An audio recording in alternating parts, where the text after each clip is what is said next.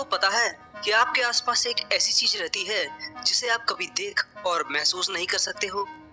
समूचे ब्रह्मांड का 85% हिस्सा इस चीज से बना है जिसे मैं और आप तो क्या कोई मशीन भी डिटेक्ट नहीं कर सकती है।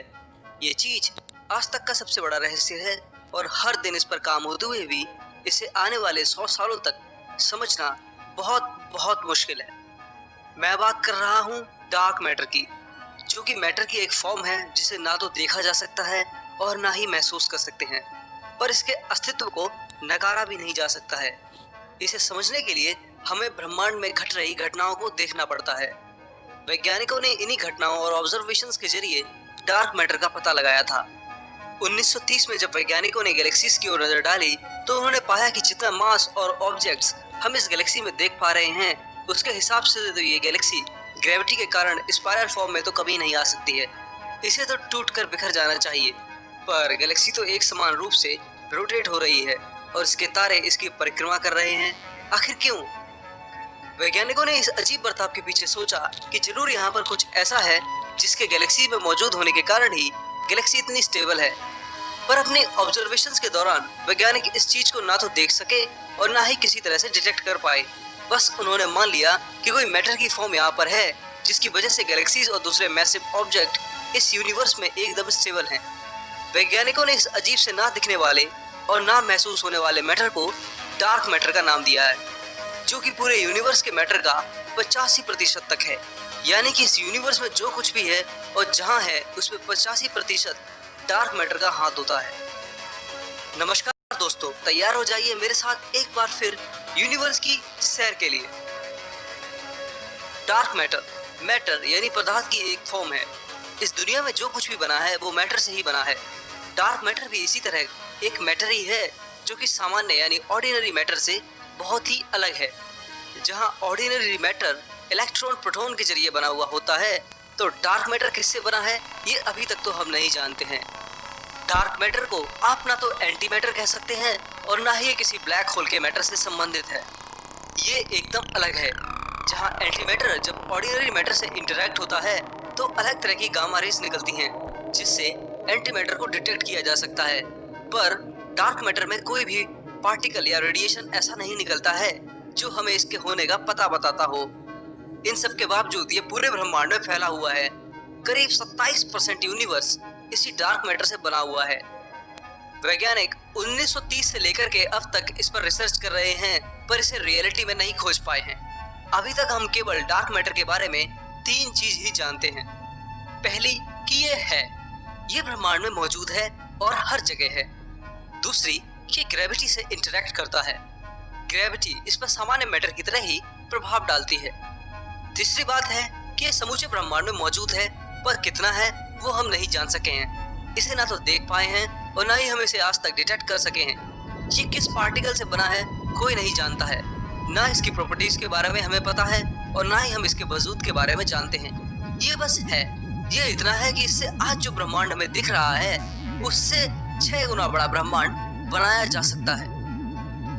पर एक मिनट, अगर हम डार्क मैटर को ना देख सकते हैं और ना ही महसूस कर पाते हैं तो वैज्ञानिक इसके बारे में कैसे हमें बताते हैं और वो कैसे इस रहस्यमय मैटर के ऊपर रिसर्च करते हैं? और अब तक डार्क मैटर ने हमें ऐसा क्या बताया है जिससे हमारे ब्रह्मांड की देखने की और सोचने की समझ ही पूरी बदल गई हो?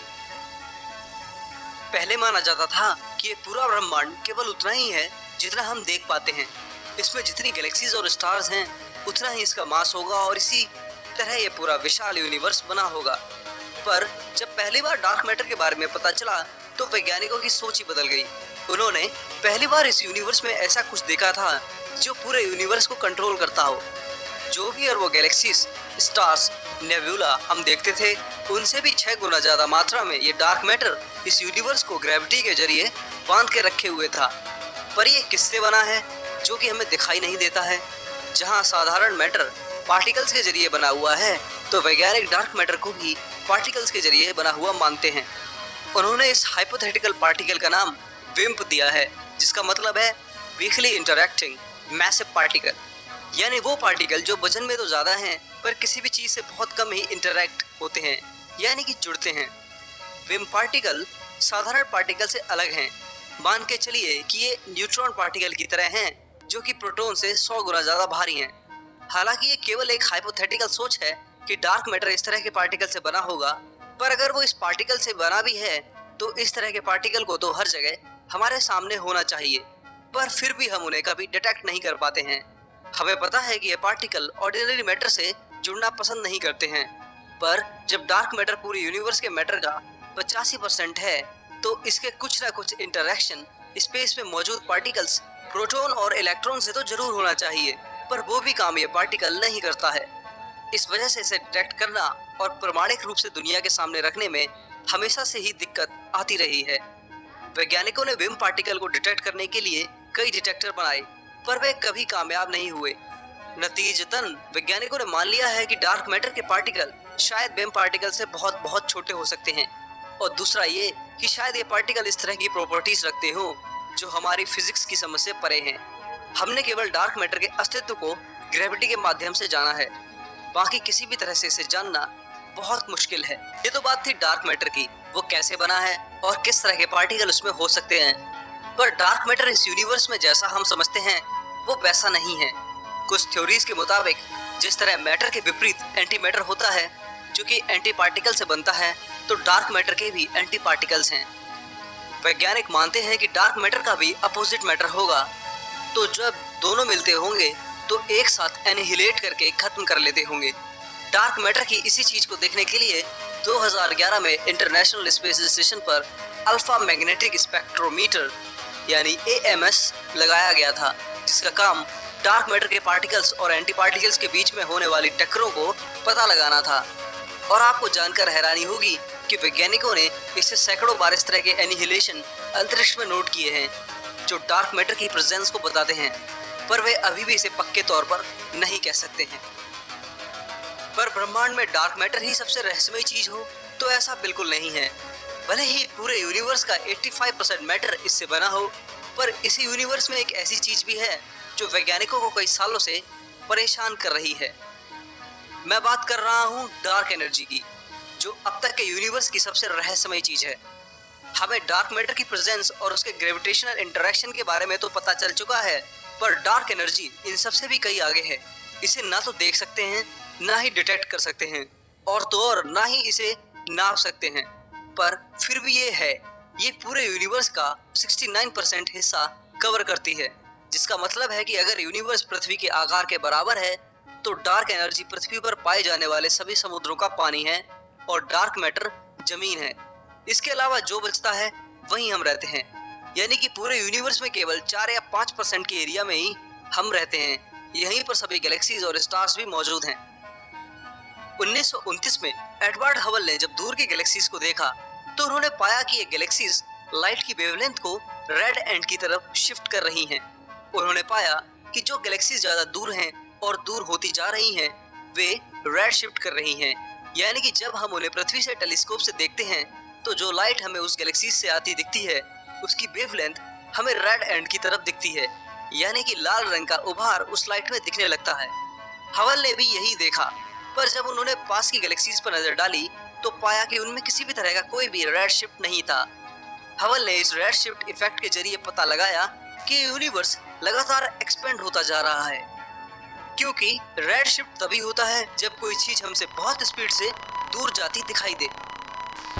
हाल में ही हुई डिस्कवरी से हमें पता चलता है कि हमारे यूनिवर्स का एक्सपेंशन रेट बहुत बढ़ गया है। वैज्ञानिकों का मानना है कि कई जगहों पर ब्रह्मांड का विस्तार लाइट की स्पीड से भी तेज होता जा रहा है।